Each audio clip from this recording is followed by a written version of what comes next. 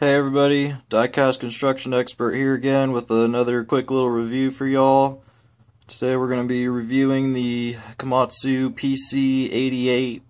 PC88MR by Universal Hobbies. It is in 1/50th scale, like everything that I have, and I did get this off of 3,000 Toys. It was like $35, I believe, at the time, and I think it's gone up in price, but it's definitely a nice little model. There's not too terribly many mini excavator models out, other than like the JCB that recently just came out, and the Bobcat E35, but yeah, I just wanted to do a quick little review, show you all this guy, and we'll do a comparison here in just a little while, but we'll get started with the review. Alright, so carrying on with the model, as always, we're going to start the review down here at the bucket. On the model, we get a nice little 4-tooth bucket. Pretty good size for the rest of the model, and it's got some nice detailing on it. And back up a little bit there, can't really focus in on it for some reason. But there is a little bit of wear plating going on the back of the bucket. But really, other than that, there's not too many other details going on with it.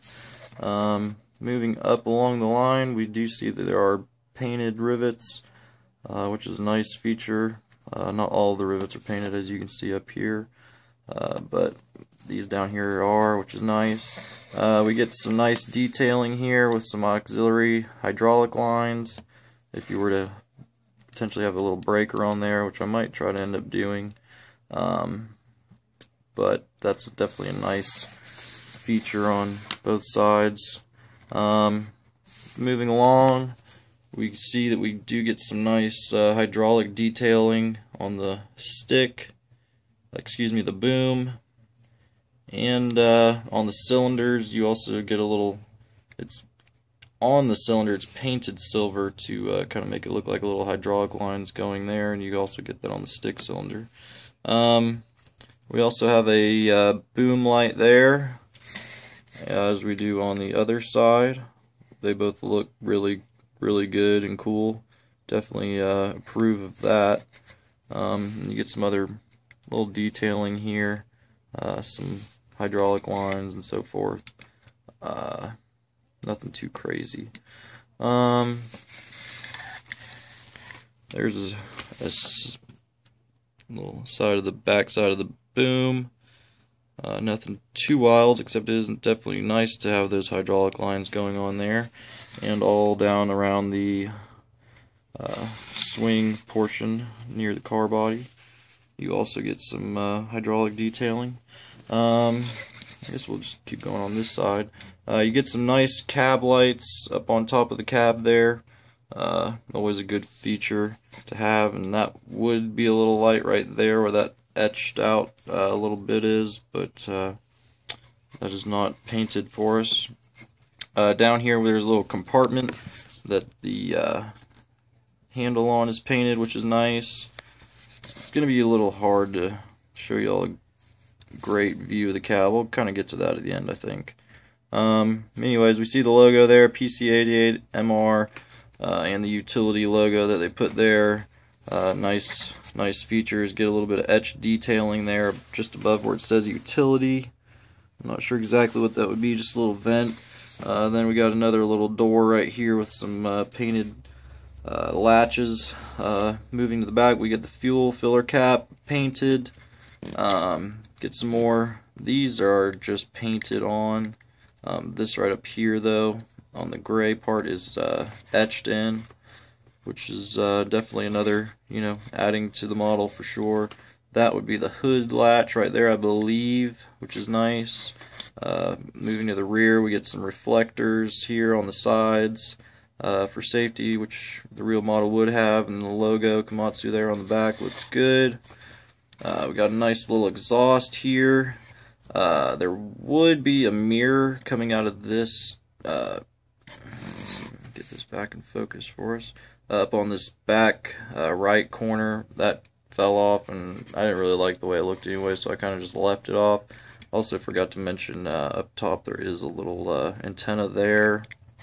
Get some grab railing here if you were to be working on the engine, and another little hood latch right there that you would have on the real model, which is painted, which is nice. And that's pretty much it for the detail of the model. The blade here does not have any wear plating on it. It will go up a little bit, not too much. It will definitely not hold itself up, and it will go down, and it will not hold itself down either, which isn't the worst thing ever, but would have been nice, I guess, but it's not the end of the world. Moving on to these tracks, they are plastic linked tracks. There is an idler in there, but it's already pretty much tightened all the way, so I kind of said all that wrong. There's a tensioner in there, and it's all the way tensioned, so you can't really get any movement out of the tensioner, really, but it is tensioned, which is nice.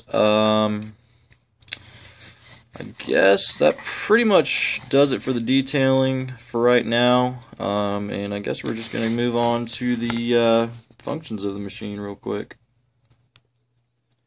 Alright, so as we can see here, the PC88 does have a pretty nice digging depth for what it is. It's not necessarily the greatest way to showcase it like it would be on some other excavators, but you get a little bit of a basic idea. The stick goes all the way out, except for just a tiny little hair, which isn't a big deal. And the bucket also does go pretty much all the way out on its cylinder. Coming up, the stick will come into right about there, which makes the bucket, nice and level on the ground. Or you can curl your bucket up, which that is the maximum curling of the bucket, by the way. And then you can fold it in and down. It gets a little stiff whenever you try to go down, but for transport there, we'll raise it all the way up for maximum reach, which isn't really that high overall, but it's alright. Definitely gets the job done. And let's see. I'll try to show you the best that I can the swing functions of the boom, which are good, well, decent. I'll put the blade level there. Decent to the left.